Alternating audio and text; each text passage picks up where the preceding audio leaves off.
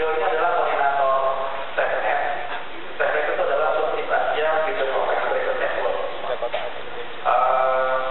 Nanti Mas Damar akan bisa cerita di awal beberapa kasus yang relevan untuk menjadi pemancing diskusi. Mungkin Mas Damar juga bisa cerita tentang SafeNet. Dan nanti acaranya juga di-streamingkan. Dan tentunya diharapkan sebenarnya siapapun presidennya. Teman-teman kan di sosial media sih lagi sibuk soal capres tuh.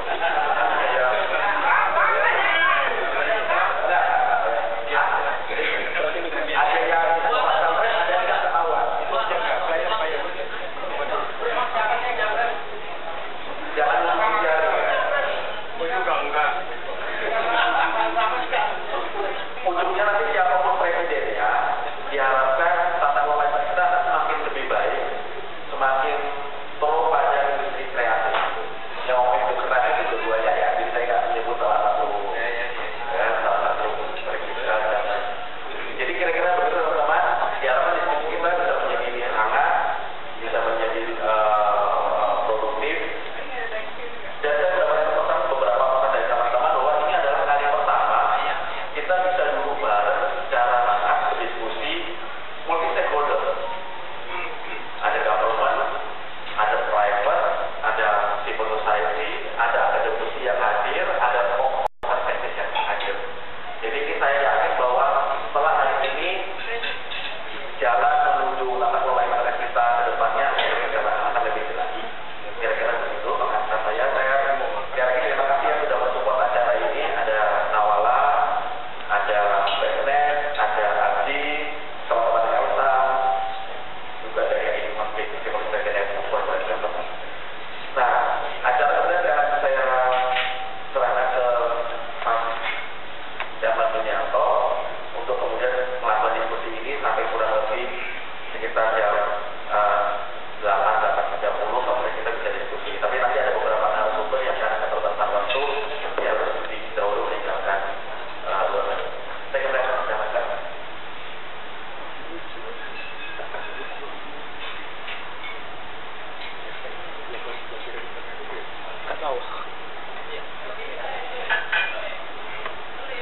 Selamat malam. Assalamualaikum warahmatullahi wabarakatuh. Salam sejahtera, Om Swastiastu. Selamat malam Bapak, Ibu, dan kawan-kawan.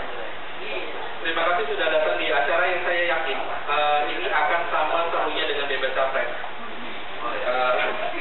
Dan bahkan hasil akhir acara ini seperti yang Dori sampaikan tadi akan menjadi penentu sebetulnya nanti presiden mana yang akan kita sodori untuk merealisasikan apa yang akan kita diskusikan pada malam hari ini.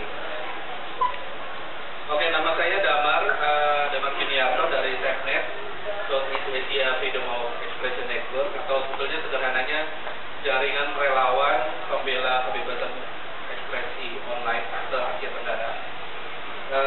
Ini adalah dua relawan yang ingin hak berinternet itu adil bagi semua orang. Salah satunya hak berekspresi itu juga merupakan hak internet yang kita bela. Oke, sebagai saya hadir di sini sebagai pengundang dan tuan rumah, tapi sebetulnya penyelenggara acara ini rame-rame ya, ini keroyokan. Ada ICT World terutama dari Teman Doni dan ICT World, lalu ada Nawala sendiri, Abdi, Elsa, ID Konflik. Jadi atas nama para penyelenggara saya mengucapkan selamat datang ke Bapak, Ibu, dan kawan-kawan. Oke, sebelum saya ucapkan topik panasnya mungkin ini saya undang dulu ke depan. Bapak, silakan ke depan Bapak Asyar Asim, betul Pak ya? Asyar. Direktur Bisnis dari Kementerian Kominfo untuk ke depan. Mas Femi Pangkapan dari Abdi, Pak Yamin Asraf dari Nawala. Silakan.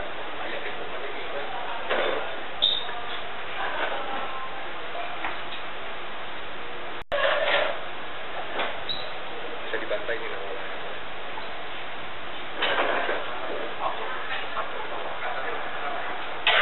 Oke, selamat malam Bapak-Bapak. Jadi topik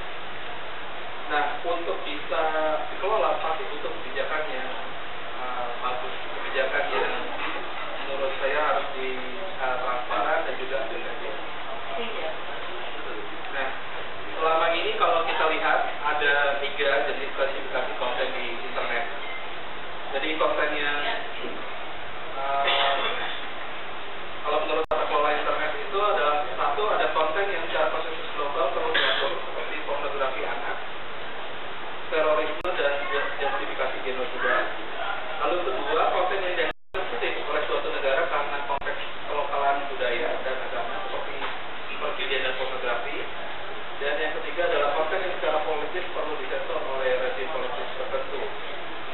Bagaimana mengaturnya? Selama ini yang diterapkan adalah filtering atau penapisan.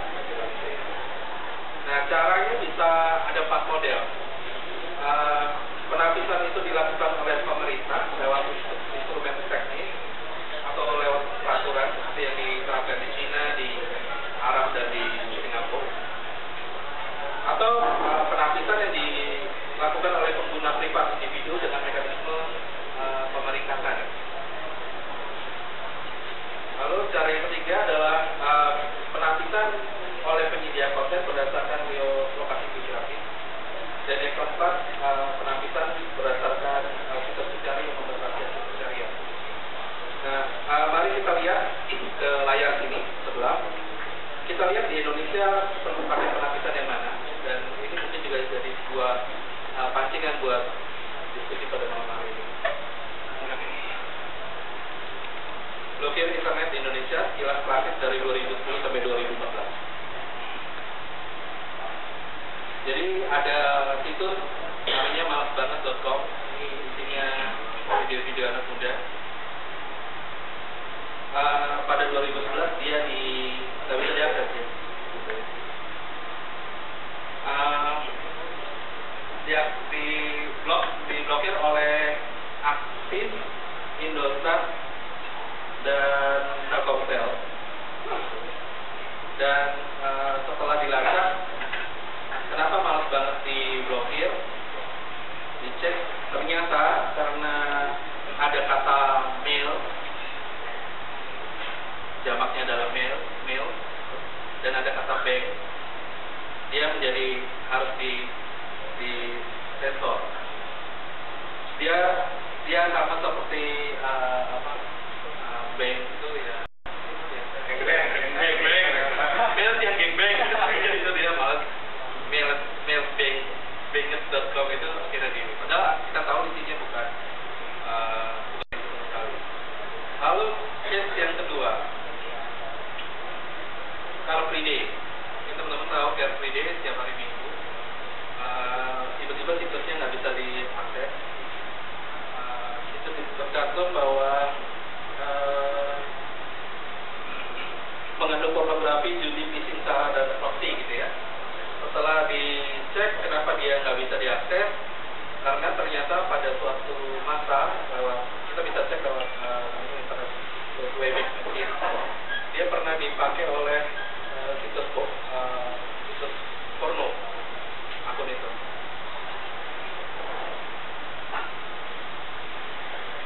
Oke, next tahun 2012. Internet Gay and Lesbian Human Rights Commission, situsnya nggak bisa diakses di Indonesia. Ini disusul oleh tahun berikutnya voice.org.id, sebuah news portal untuk LGBT, sama yang sebelumnya juga untuk LGBT. Itu juga nggak bisa diakses. Sampai tadi saya cek masih belum bisa diakses.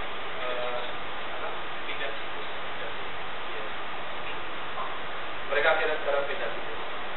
Dan mungkin yang terakhir 2014, teman-teman mungkin masih ingat, masih segar dalam ingatan, Vimeo.com di blog. Dan kalau menurut keterangan dari Telkomsel, ada edaran dari Trans Positif yang memasukkan kategori yang harus di blog. Dia setara dengan yang lain-lain. Nah, terhadap ini kita sudah minta, publik sudah melakukan sebuah surat terbuka kepada Kominfo, meminta penjelasan tentang apa maksudnya Vimeo di blog. Karena waktu itu pendidikannya sangat mendadak. Kominfo juga sudah membuat balasan, dan balasan ini bisa dilihat di blognya Mas Doni. Balasannya juga menjelaskan sebetulnya apa itu trans positif dan lain sebagainya. Dibagikan di kopi itu. Oh iya, oke. Oh, suratnya sudah dibagikan. Ya. Oke. Nah, ini salah satu gambar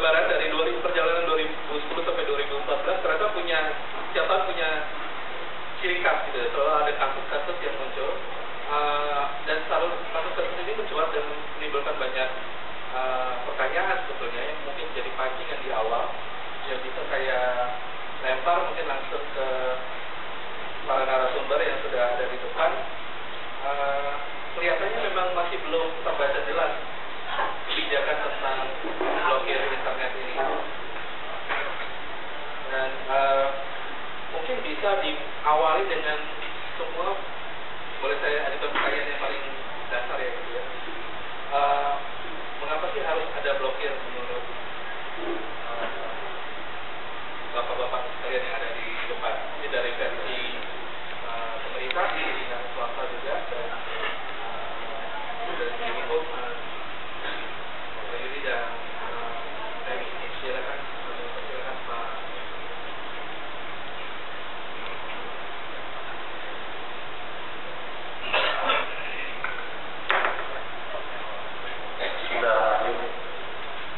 Assalamualaikum warahmatullahi wabarakatuh. Selamat malam.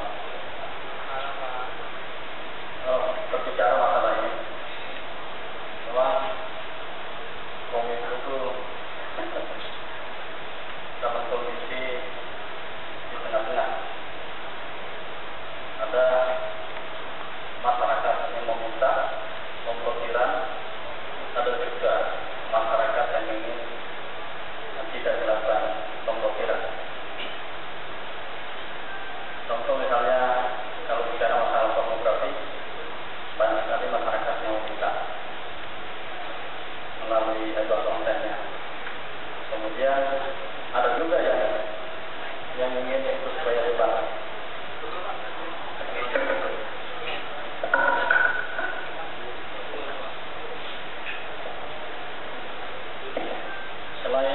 Selain pornografi ada juga. Cocok ya?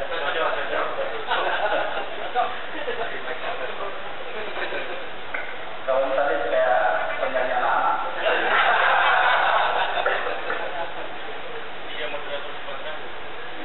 Kalau ini adalah penyanyi dewasa.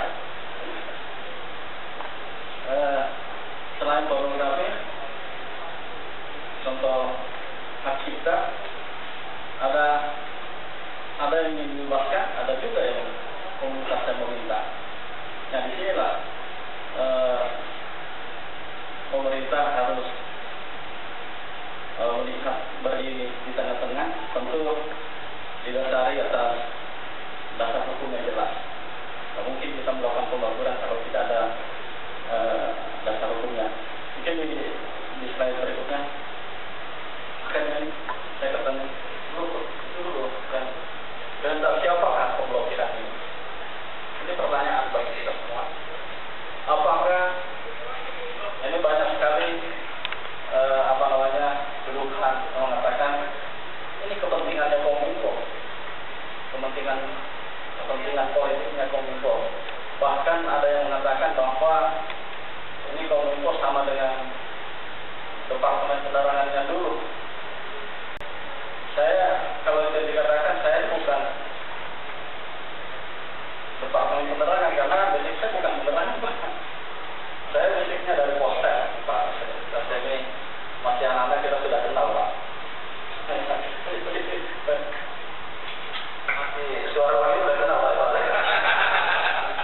Jadi sampai sekarang komunikasi terus. Dan bahkan kalau mau lihat sampai mengkritik dan sampai ke bawah tidak ada orang penerangan. Jadi kita tidak mengenal kebijakan Departemen Penerangan dulu yang mau ke daerah dalam porak-porak itu. Tidak ada usaha kita demikian. Kembali lagi tentang siapa pemblokiran ini. Tidak ada kepentingan Kominfo untuk melakukan pemblokiran secara pribadi. Tetapi pemblokiran yang dilakukan Kominfo itu adalah permintaan masyarakat.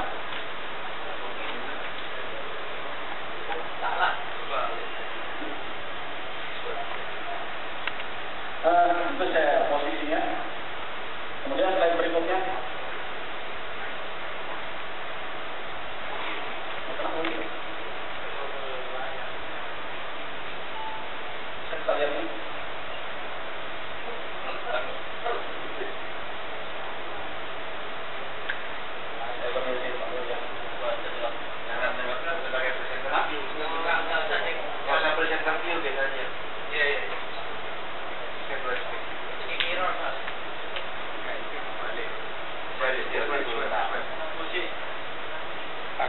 pakai laptopnya ini aja.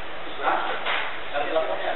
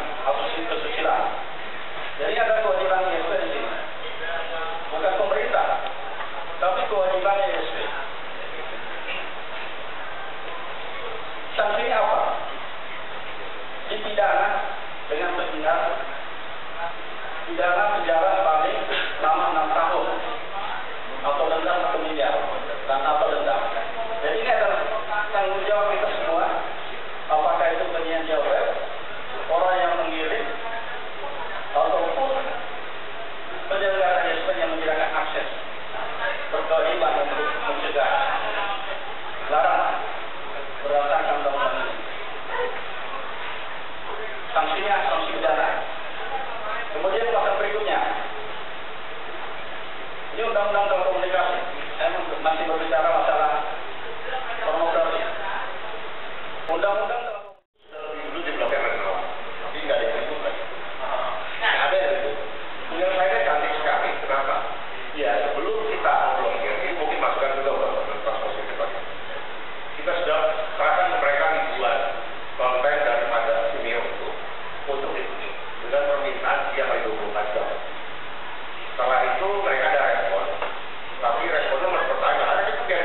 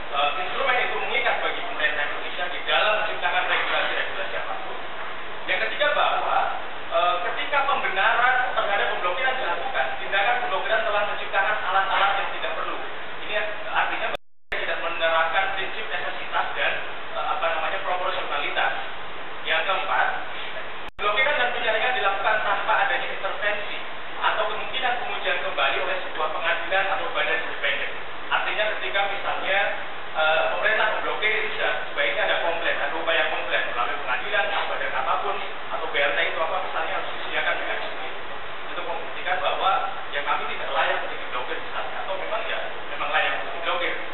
Oke, lanjut Mas Damar. Oke, lalu apakah penapisan bisa dilakukan? Jawabannya bisa, asal sesuai dengan kaidah-kaidah tadi di dalam proses pembatasan. Dan ada kesepakatan di level internasional, universal. Misalnya adalah terkait konten yang mengandung muatan pornografi anak jelas. Semuanya mengakui bahwa itu harus dilarang dan selayaknya untuk dilakukan pemblokiran. Penyebaran kebencian jelas, pencemaran nama baik juga demikian, angkutan publik juga demikian, melakukan genosida, advokasi nasional berlatar ras dan agama juga demikian. Lanjut. Nah, yang penting dilakukan adalah tentang perlunya uji kumulatif ketika akan melakukan penapisan. Ini untuk memastikan bahwa penapisan atau pemblokiran konten internet itu dilakukan secara hukum atau lawfulness itu tadi, tidak unlawful. Yang pertama bahwa penapisan tersebut harus diatur oleh hukum. Jadi jelas undang-undangnya yang mana yang mengatur siapa yang berwenang, kategorinya apa saja, siapa yang melaksanakan, komplainnya bagaimana. Jadi agar jelas dan dapat diakses oleh semua orang, karena dijelaskan dan menjamin adanya prinsip-prinsip predictabilitas dan transparansi di dalam prosesnya. Yang kedua, tujuan dari dilakukannya penapisan. Yang ketiga yang harus diuji adalah pernyataan yang harus dilakukan, tindakan hukum terhadap situs ini bla bla bla bla karena apa. Terus kemudian penjelasan khusus mengenai cara penapisan yang dilakukan itu juga harus clear apa yang dipilih metodenya. Terus berikutnya adalah penapisan tersebut harus memenuhi kaidah, harus memenuhi salah satu tujuan yang diatur dalam ayat 9 tadi yang di atas, apakah demi keamanan nasional, ketertiban umum, moral publik, kesehatan publik, dan beberapa syarat pembatasan yang lain. Yang berikutnya, proses ini dimaksudkan untuk memberikan informasi pada publik mengenai permasalahan yang sedang terjadi dan solusinya. Artinya di sana disediakan mekanisme komplain yang memadai. Dan yang terakhir diaplikasikan oleh badan yang independen yang bebas dari pengaruh politik, komersial atau pihak yang tidak berwenang. Itu beberapa syarat. Mungkin masuk ke hukum Indonesia ya. Ini tadi sangat. Nah, ini tadi juga dijelaskan Pak Acar soal konten-konten yang dilarang di dalam undang-undang ITE. Lanjut. Terus kemudian di dalam undang-undang pornografi tadi Mas Emi juga sudah menegaskan tentang wewenang untuk melakukan pemblokiran terhadap situs-situs pornografi pasal 18 dan pasal 19 undang-undang pornografi. Terus kalau kita baca di dalam ketentuan pasal 40 ayat 2 undang-undang ITE di sana juga dikatakan bahwa tindakan pembatasan dan pengawasan konten internet di Indonesia dilakukan pemerintah dengan maksud untuk melindungi kepentingan umum dari segala jenis gangguan penyalahgunaan informasi dan transaksi elektronik yang mengganggu ketertiban umum. Oke, mungkin ini yang terakhir setelah ini saja. Nah, ini masalahnya hari ini yang kita hadapi dan kenapa kemudian setiap kali ada isu ini akan muncul polemik di publik. Pertama, bahwa kita belum punya hukum yang secara detail dan rigid mengatur mengenai tindakan penapisan konten internet. Siapa yang berwenang dan kategori konten apa saja yang bisa blokir. Yang berikutnya, tiadanya hukum acara atau prosedur yang jelas untuk melakukan penapisan konten, termasuk mekanisme komplain dan pemulihannya. Yang ketiga adalah belum adanya badan independen yang bebas dari pengaruh pihak manapun yang diberikan wewenang untuk melakukan penapisan. Ini saya tidak tahu, saya minggu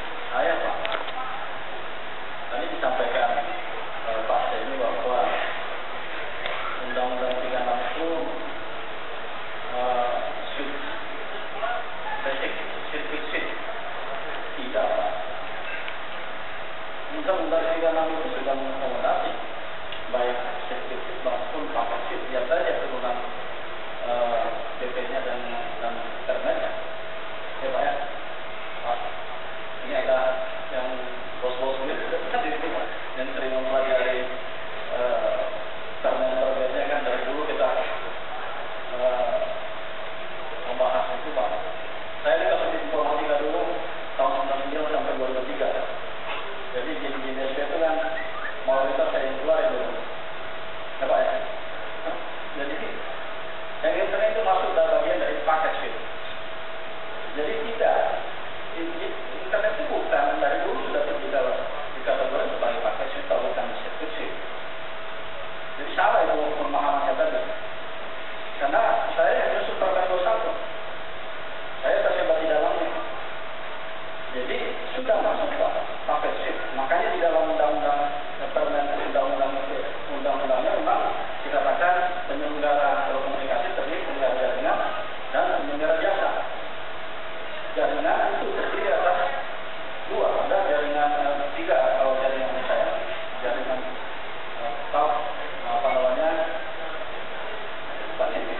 ada tiga, tapi jasa ada jasa teleponik dan ada paket sip.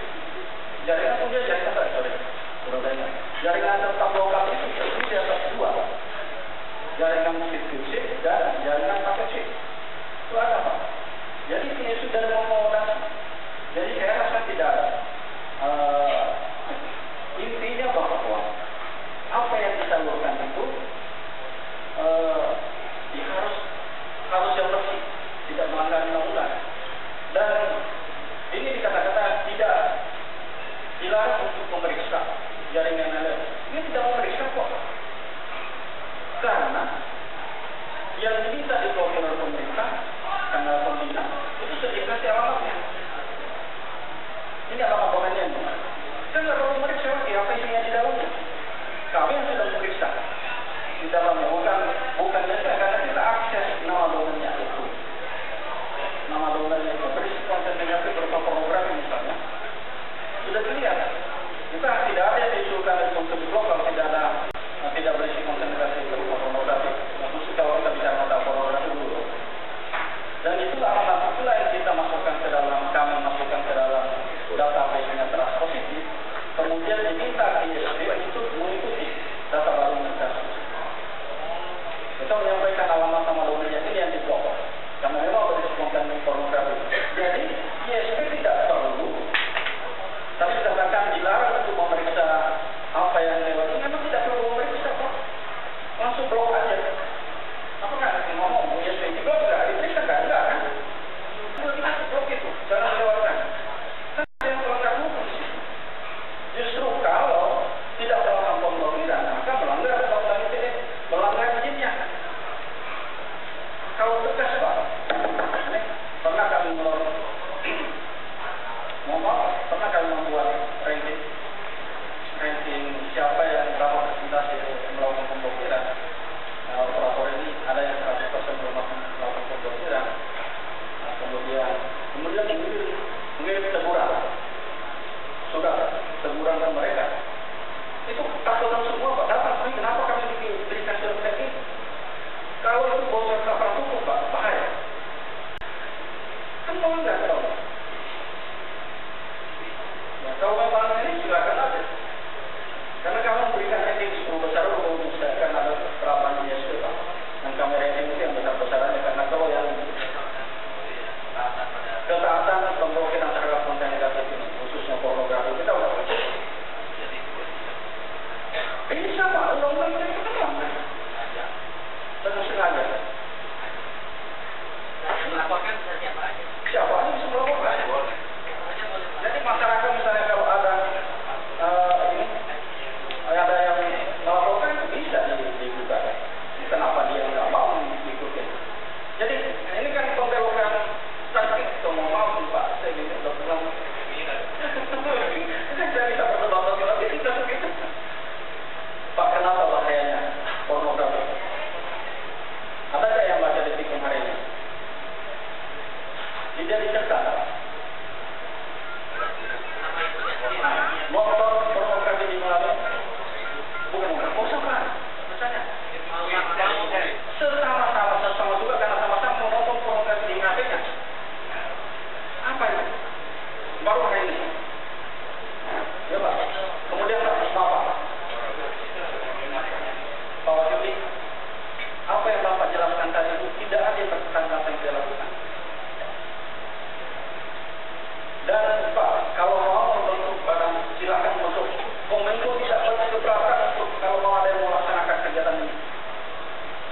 akan menutup. Padahal kalau ada memberitahu saya, terus terang saja Pak. Saya secara pribadi mengerjakan beban ini, kerjaan ini adalah beban bagi saya dan masih saya lakukan Pak. Itu malam-malam ada SMS masuk, ini ada kabar ini, loh. Saya tengah malam minta tolong anak-anak agar segera melakukan tindakan itu. Itu beban bagi kami Pak. Tetapi apapun harus kita lakukan. Saya menganggap bahwa melaksanakan pemblokiran permodalan merupakan ibadah. Ibadah Pak. Karena ada hadis mengatakan, saya nggak tahu hadis mengatakan segala kemungkaran itu, segala kemungkaran itu dengan tanganmu. Apa artinya? Kalau Anda mempunyai kekuasaan, cegah itu. Kami ini mempunyai kekuasaan Pak, karena dikasih undang-undang memberikan kekuasaan. Ya kan? Kalau kami melakukan kekuasaan ini karena undang-undang memberikan tangannya, berdosa. Itu pemahaman kami. Berdosa Pak. Tapi kalau ada yang mencabut undang-undang itu silakan. Siapa yang mencabut itu, dia akan tanggung jawab itu saya lepas. Itu prinsip bagi kami Pak. Saya pribadi itu bukan prinsip kantor, saya prinsip pribadi saya.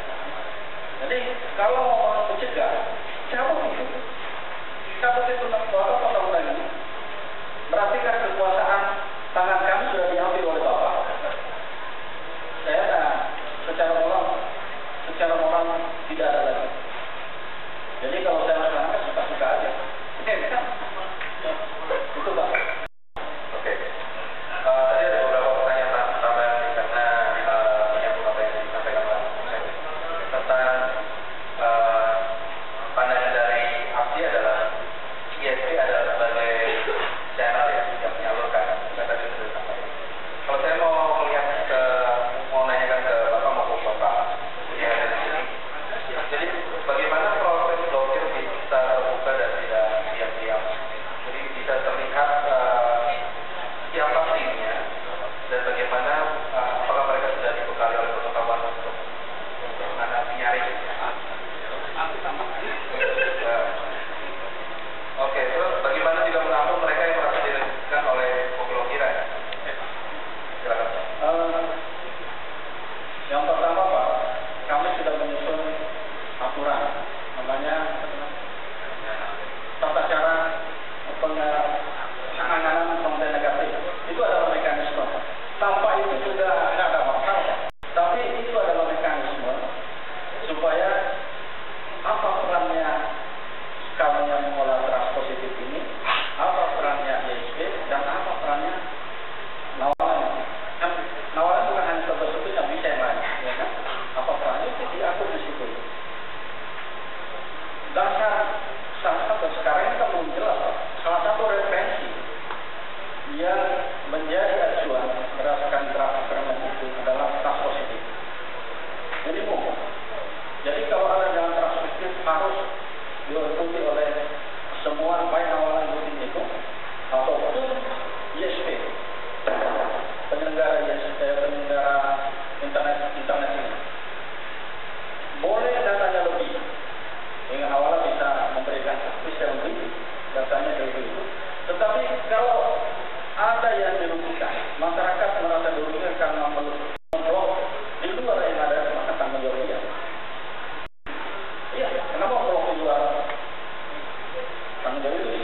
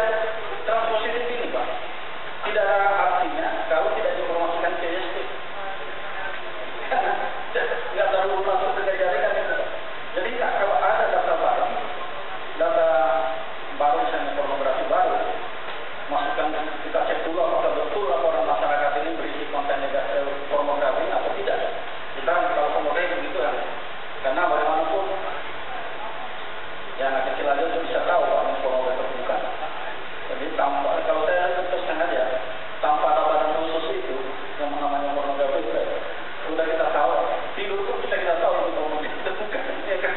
Jadi baru kita sampaikan ke ini ke semua SD untuk melakukan pemblokiran.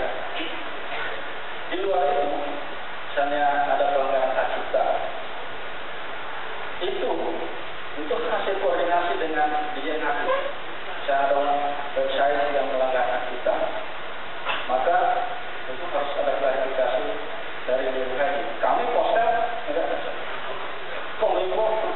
Kominfo tidak mengetahui apakah itu melanggar hak cipta atau tidak. Waktu badan pun juga, Pak, membentuk badan juga untuk menangani pelanggaran cipta juga tahu juga. Yang tahu itu adalah menjadi hakim. Tidak mengulangi itu bentuk badan pelanggaran hak cipta. Dan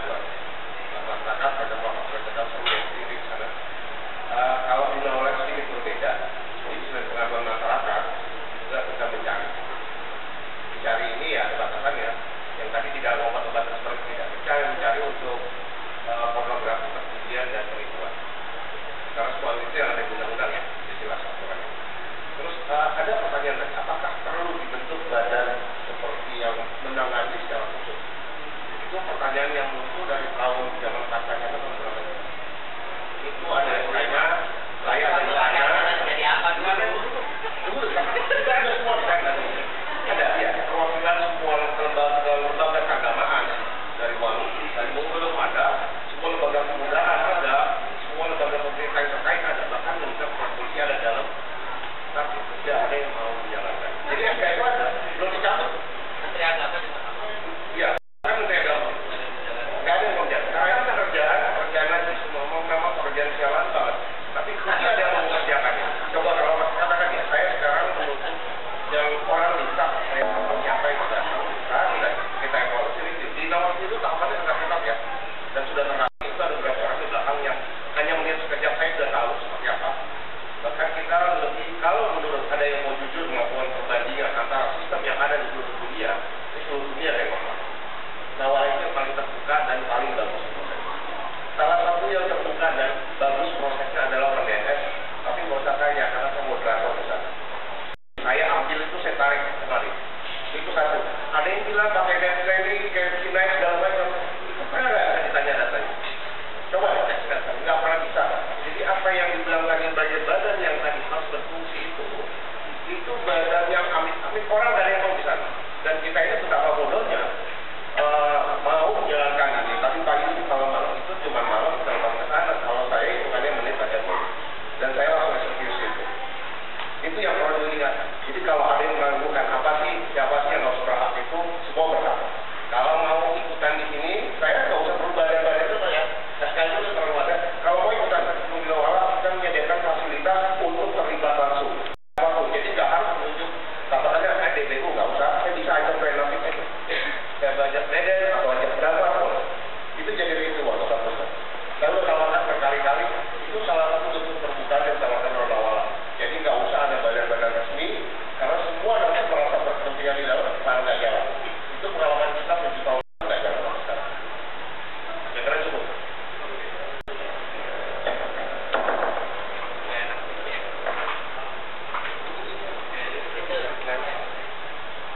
Oh, saya lapor ke Flora. Tadi kayaknya enak yang itu, Pak.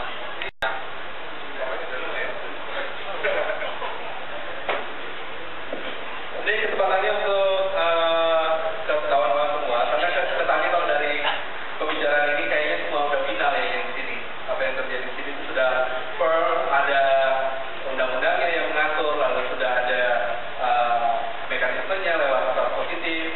Yang harus dilakukan adalah ASP seperti yang dikatakan oleh Pak ini, meskipun ada perdebatan tadi tentang siapa yang harus siapa harus pelakunya. Ada batasan yang sempat diajukan tadi oleh Pak Wahyudi bahwa ini loh batasannya, bahwa nggak boleh melanggar hak asasi manusia. Tapi kita semua sudah dengar di sini bahwa kesannya bahwa semua sudah beres persoalan blokir internet di Indonesia. Nah ini saya lihat Pak Topor, betul begitu atau enggak? Silakan kalau ada yang mengajukan pertanyaan atau keberatan, ini momennya. Ada berapa orang? Kalau bisa satu orang lagi, Mbak Sita, Doni, Heru. Mbak Sita, Doni, Heru ya. Bagian orang ya. Yang udah dulu Pak, yang udah. Iya. Lu yang ngobrol aja sama Doni. Pak Asad, saya mau nanya ke Pak Asad, Mas Daman. Ya.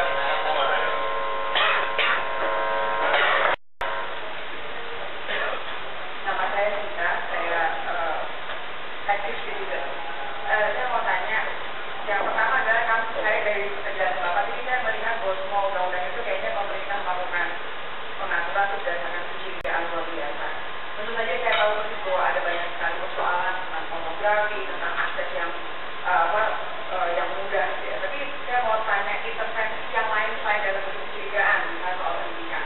Kami pernah beberapa waktu lalu mengadakan diskusi sama Doni juga sama ada Mas Yamin sekarang soal pedofil.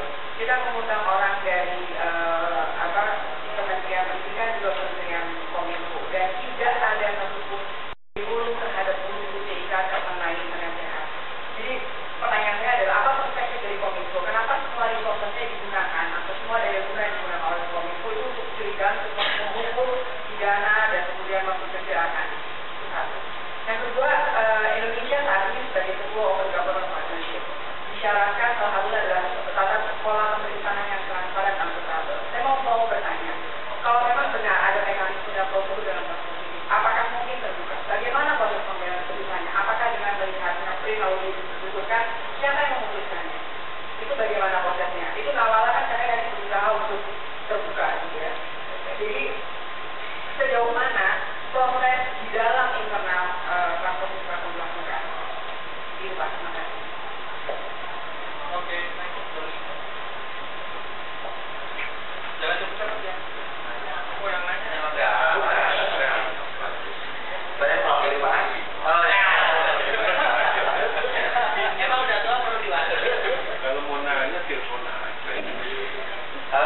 Sebelumnya saya senang. Kemudian Pak Hunter mau cerita teman-teman bercerita Pak Hedi. Saya cuma mau cerita. Tadi ada Ahmad foto terus belakang kelihatannya gambar botol. Terus ada bilang, ini lo ininya gambar botol. Oh ya, dia kan gambar botol kan. Orang kan wah kayak botol kayak jalan. Kalau misalnya kemudian ini cuma analogi aja. Kemudian ada orang hanya melihat sekilas dan melihat lu mau diskusi apa mau mabuk karena belakangmu botol. Oke, tanya berikutnya. Ada orang masuk datang ke sini. Pokoknya misalnya langsung jelang puasa. Itu semua botol kita hancurin. Maksiater. Isinya yang ada adalah karena labelnya adalah label dan botolnya adalah identik dengan minuman beralkohol dan lain-lain, maka kita buangin itu. Gak pakai pikir, pokoknya udah jelas. Kelihatan. Ya kita semua udah lihat, itu udah mungkin aqua kan. Kemudian yang menjadi pertanyaan sebenarnya yang akan menjadi tantangan adalah seberapa yakin kita di dalam botol itu adalah minuman beralkohol. Tambah. Kalau misalnya haram kan nggak boleh dicoba, diendus kan? Minimal mesti diendus. Kalau bapak-bapak ingat kalau waktu zaman masih ada pasar itu, botol minuman jus masuk ke dalam parcel itu kan mirip kayak botol minuman kan. Semakin main kita lihat dulu pertama kadarnya, oh betul ada alkohol, buka dulu diendus. Kalau masih penasaran dan pengen mabuk sedikit, itu ada prosedurnya. Itu yang menjelaskan sebenarnya pada saat publik bertanya, Pak Kominfo, prosedur itu apakah ada dan baru dan sudah bisa publik lihat di mana? Apakah publik bisa kemudian menambahkan info, Pak, jangan cuma lihat desain botolnya, Pak. Kalau diendus mungkin agak mirip, Pak. Tapi Bapak mungkin nggak perlu cicipin, tapi ada cara, misalnya tempulin termometer, mungkin tahu. Tetapi di sini publik sebenarnya mencoba bertanya. Kita sepakat dengan kayak begitu, misalnya yang haram nggak boleh baca puasa, kalau puasa itu, itu bertanya. Tapi apakah prosedur membuka, melihat, mencium itu berlaku? Siapa yang merumuskan itu? Bagaimana publik bisa terlibat dalam untuk? Karena ini kan kepentingan publik. Kalau bicara kepentingan publik, challenge-nya adalah sejauh mana publik dilibatkan dalam tata kelola yang terkait dengan publik. Jadi itu yang kemudian sebenarnya pada SEO kemudian kita bertanya secara resmi melalui PPID. Saya tidak akan menjawab siapa, tapi luar biasa sekali. Pasti merepotkan either Pak Adar atau Pak Amil itu. Kita kirim informasi untuk bertanya tentang trans positif. Kita nggak bicara sama case-nya Vimeo. Karena kita lihat Pak Menteri ngomongin trans positif dan segala macam jelasannya trans positif itu apa? Kita tanya secara resmi pakai undang-undang terkait informasi publik. Jadi kita bertanya publik terkait seperti itu. Jadi challenge-nya itu Pak, apakah prosedur tadi terbuka untuk publik, bisa jadi publik, sejauh mana publik bisa mengintervensi prosedur tersebut? Karena itu sebagai terkait dengan kepentingan publik. Terima kasih. Lanjut, Mas Heru.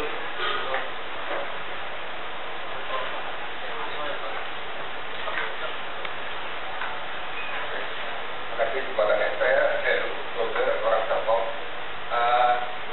Ada pertanyaan di Pak, ada permintaan dari saya sendiri. Saya pikir kalau soal pornografi Pak, saya setuju pornografi itu berbahaya.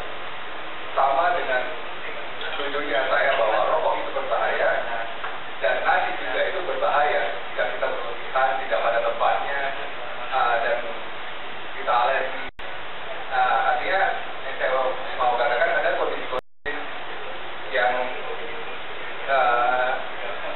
spesifik yang kita harus lihat.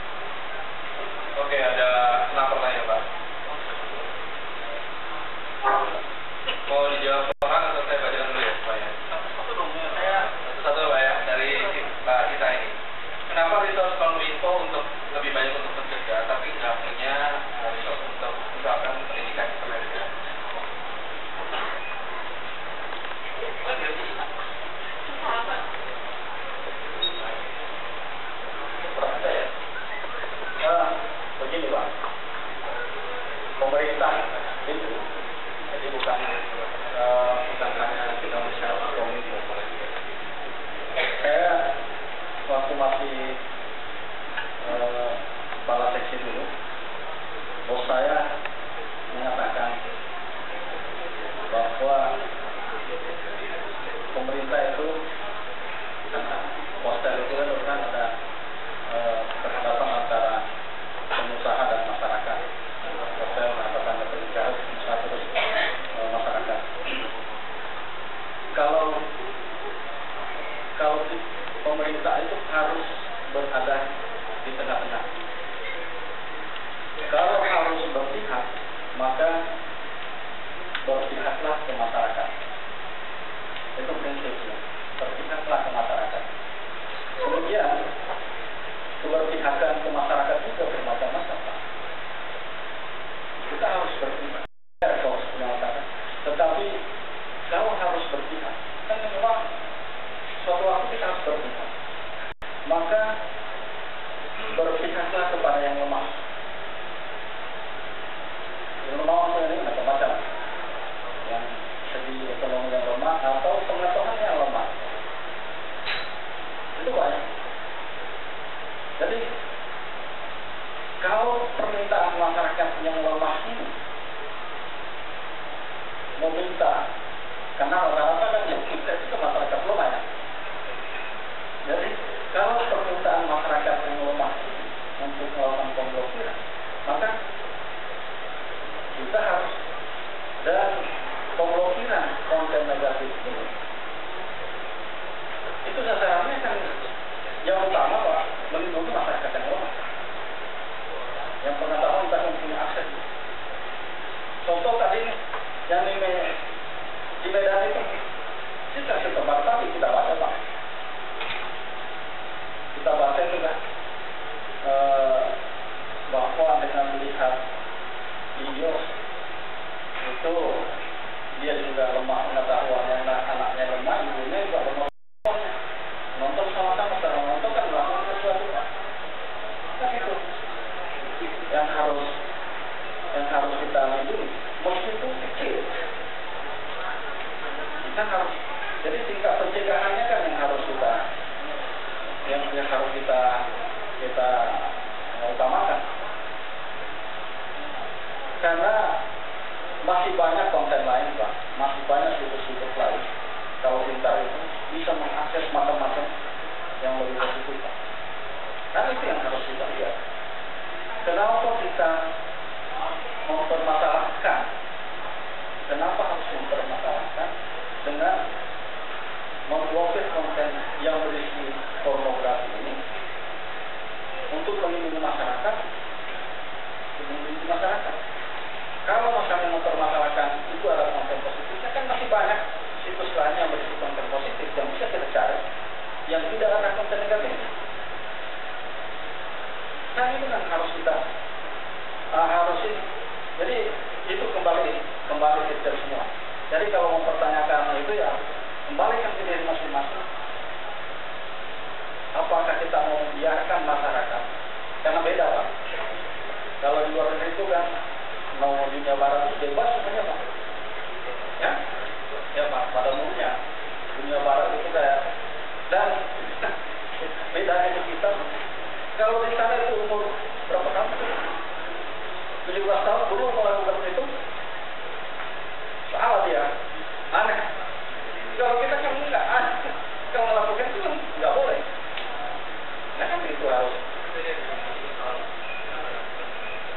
Belum, saya masih tanya.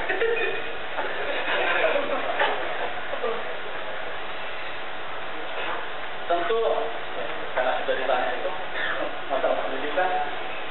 Tentu kalau yang pendidikan formal di sekolah-sekolah kan Kominfo bukan regulator, ya kan? Tetapi kami di Kominfo punya juga namanya internet sehat dan aman. Bisa, ya? Tadi Bapak, saya itu nggak pernah. Ada komunitas yang dibentuk, ada relawan-relawan yang dibentuk, bahkan ada pernah konteks pemilihan siswa juga instan mengumpulkan berapa ratus SMA, wakil-wakil SMA untuk di situ. Jadi ada programnya, setiap tahun, bukan hanya kita berapa kali setahun, bukan hanya setiap berapa kali setahun itu ada pertemuan kayak gitu. Jadi bukan hanya pendidikan internet sehat, kita juga mendidik UKM untuk berbisnis di internet. Kita punya anggaran untuk mendidik itu.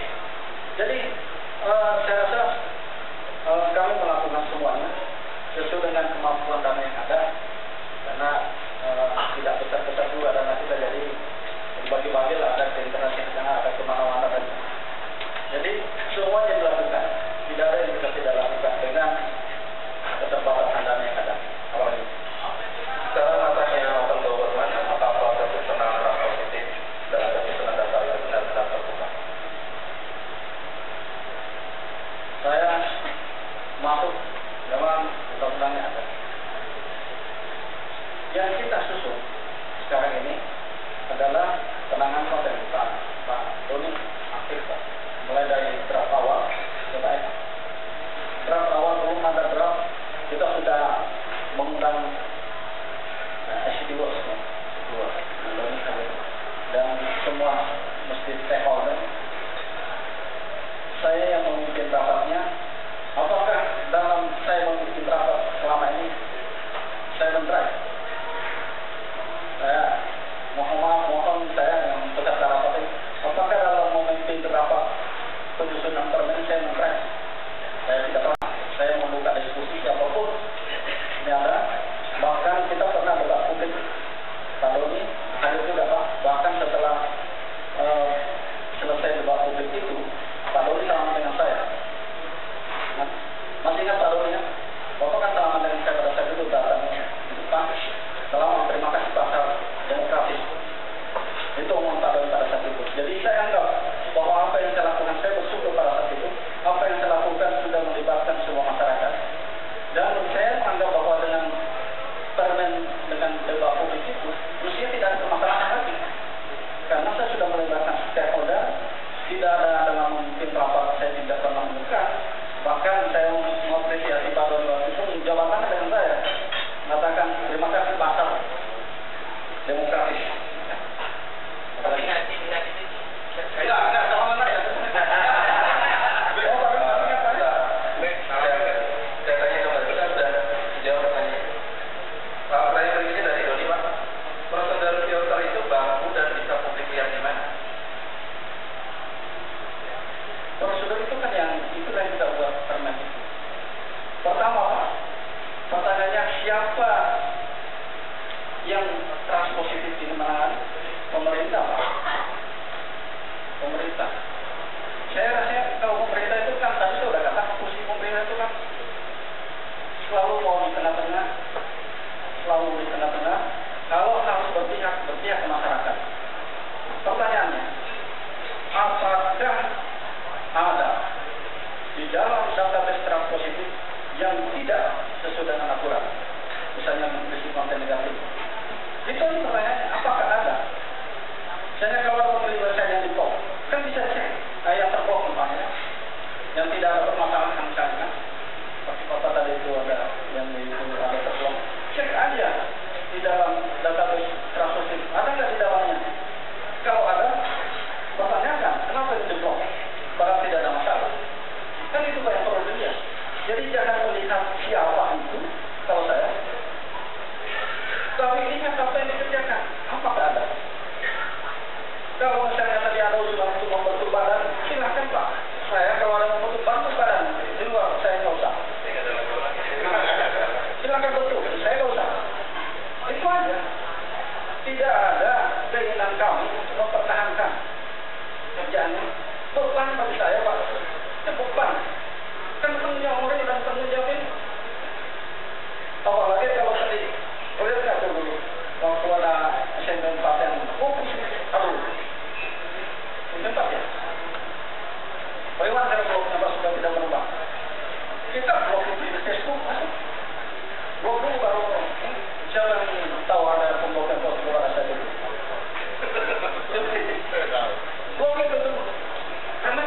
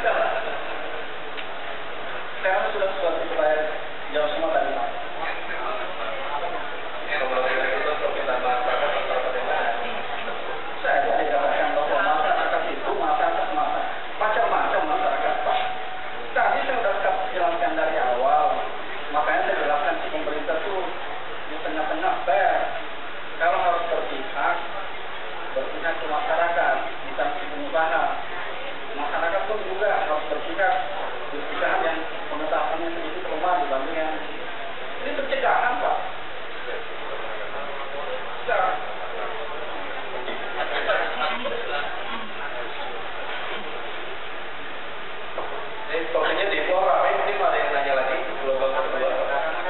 Silakan yang belakang-belakang itu. Saya tanya Gatot mau nanya, silakan. Tentang darah mungkin yang berikutnya. Ada mahasiswa juga kalau saya dan dosen-dosennya yang mau bertanya. Karena ini kesempatan yang sangat bagus, ada Pak Penasihat dari Kominfo. Silakan. Ya, untuk satu, dua lagi, Ge. Dua kayaknya sih. Dua lagi aja kok. Satu lagi. Dua dulu ya. Silakan, Pak. Ya, terima kasih. Saya bicara dari Kementerian Kominfo. Saya malah tertarik sama pembawa acaranya Pak Tamar ya. Iya, saya tertarik dari presentasi pertama tadi. Memang bagus sekali itu sebagai pemicu, bukan sebagai provokator.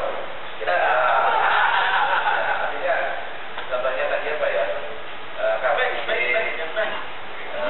Video, kemudian file, banget desktop.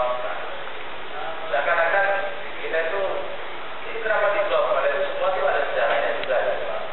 Ketika Bapak bicara kan tidak tahu sebenarnya sejarahnya seperti apa. Jadi seakan-akan itu bersih dan sebagainya. Ya seperti yang kita perdebatkan sekarang ini, pelaku sejarahnya pada nggak tahu semua sebenarnya itu. Yang bicara di luar itu. Jadi mana yang benar, mana yang tidak. Kenapa nggak tanya langsung kepada pemiliknya? Jangan tanya pimpinan saya, Pak. Tanya ke pemiliknya, memang selama ini jadi apa? Tanya. Dulu Anda bikin itu isinya apa? Tanya langsung. KPD Dasar, tanya kepada yang punya sejarah. Kenapa Pak Anda punya begini? Vimeo, tanya Vimeo.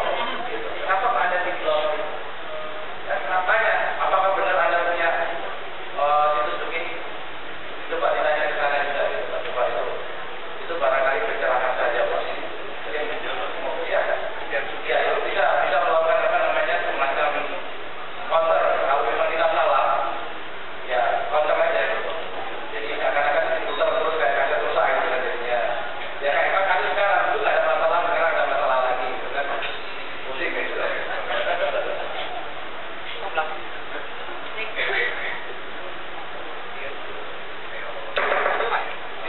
Berdiri aja. Nggak nyampe.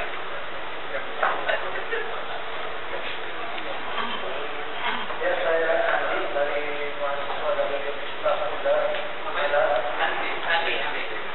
Darman. Saya mau tanya beberapa pertanyaan. Yang pertama itu kan kalau situs kita ketahui juga kan kalau banyak situs perjudian itu juga termasuk dalam undang-undang.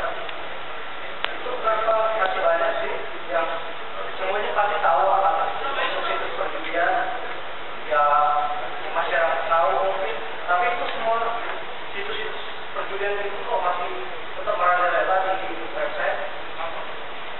Karena korban pasti banyak yang melapor mungkin atau tapi saya tidak tahu gitu. Kalau mengetahui sesuatu, laporkan. Ya, saya juga baru tahu gimana melaporkan, saya baru tahu tadi. Nanti pojok aja, Mas. Terus yang kedua, kalau untuk dari pelayanan awalan, kalau saya buka Facebook gitu ya, itu tampilan Facebook jadi aneh ya, jadi apa ya, banyak yang kurang, detailnya malah jadi hancur tampilan. Goyang orangnya. Grafiknya jadi rendah gitu. Otak kecilnya udah pengaruh. Ya, baik sih, banyak pemakai. Wah, ada banyak kan. Udah tahu masalahnya. Iya. Ya, terima kasih Mas. Pertanyaan ketiga, silakan baca aja, Pak. Baca, Pak. Coba. Nggak nyampe, Mas.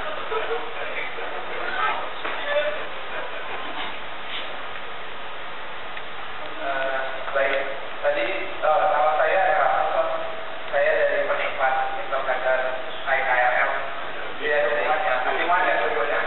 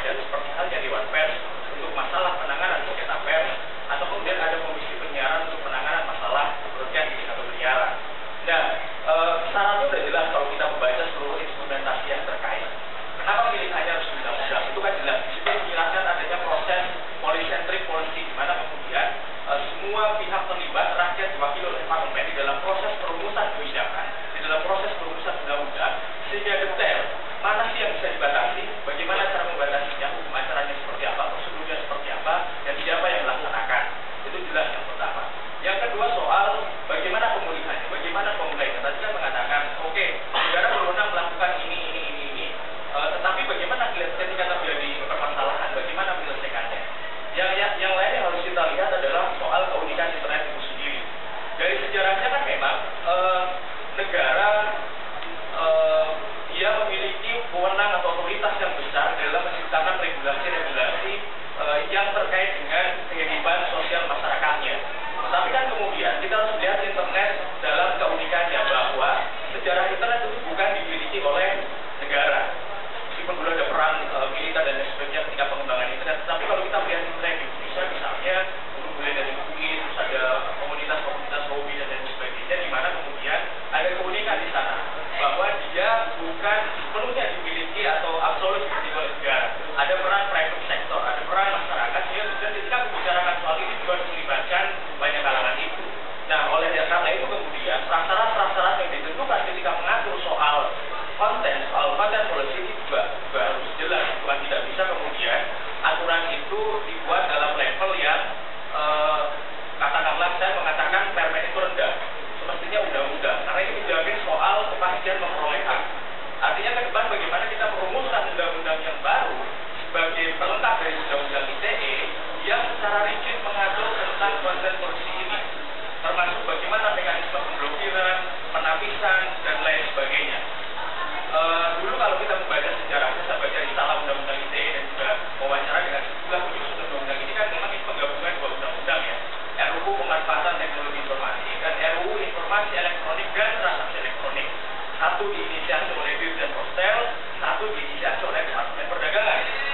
Sampai kemudian muncul ITE yang sebenarnya dia lebih banyak ngomong soal e-commerce, soal transaksi elektronik, tapi kemudian soal ini juga dimasukkan. Nah, sekarang bagaimana kita mengclearkan posisi ini? Bagaimana kita mengatur internet secara lebih komprehensif, lebih holistik, dan kemudian tadi soal paradigma, kita harus sepakat bahwa akses internet adalah bagian dari hak, di mana negara juga ada kewajiban atau mandat di dalam hak asasi manusia. Ada 3 mandat di situ: mandat promosi, mandat perlindungan, dan mandat pemenuhan. Itu jelas. Nah, bagaimana kemudian aturan yang diciptakan juga harus mengakomodasi mandat itu. Artinya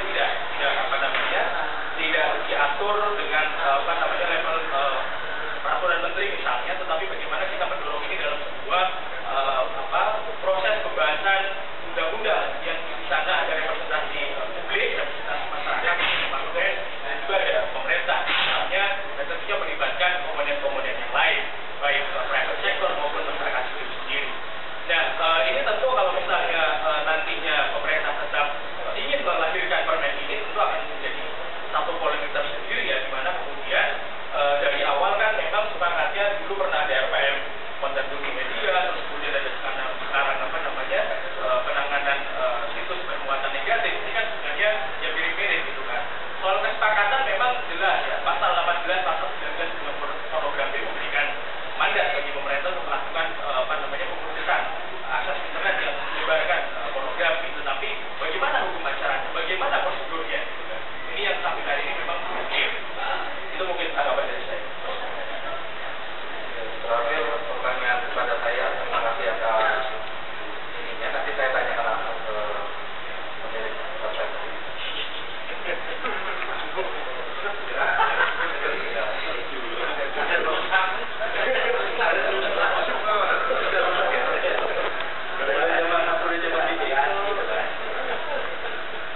Oke, mau ada pertanyaan lagi? Ada titipan pertanyaan ya. Ya, jadi nyambung sama yang disampaikan sama Mas Budi. Jadi kebetulan beberapa itu saya diskusi dengan Japri sama Pak Aswin Satoko, mantan Dirjen Apika Kominfo. Menurut beliau menarik bahwa jika memang kewenangan penapisan oleh wali dan korban itu kayak apa itu ya? Kayak Dewan Pers, KPI. Jika penapisan itu memang bisa dilakukan oleh personal atau badan tertentu, ini bagiannya perlu dimasukkan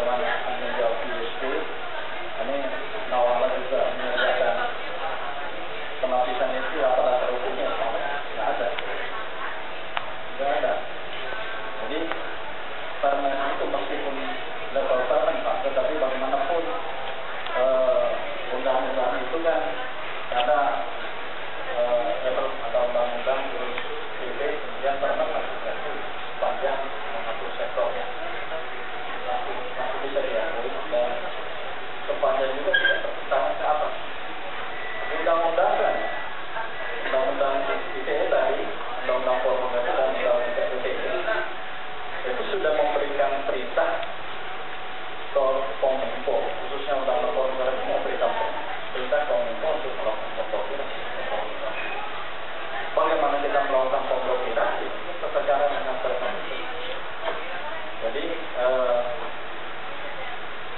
dalam pembahasan permen ini memang pembahasan awalnya sampai ke instansi publik Elsam tidak itu, tetapi setelah ada masukan kita juga sudah berdiskusi dengan Elsam pada saat itu di Hotel Lakmana.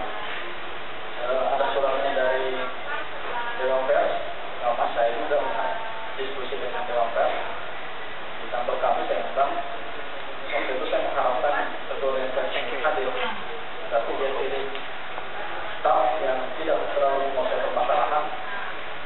Jadi dia juga tidak mengatakan apa-apa, bahkan saya terus mau inisiatif itu silakan aja. Tapi kami itu saya itu teknisi. Mau inisiatif itu berarti kekuasaan itu diambil. Tanggung jawab saya secara pribadi, secara moral juga. Tapi karena belum ada yang menginisiatif itu karena undang-undang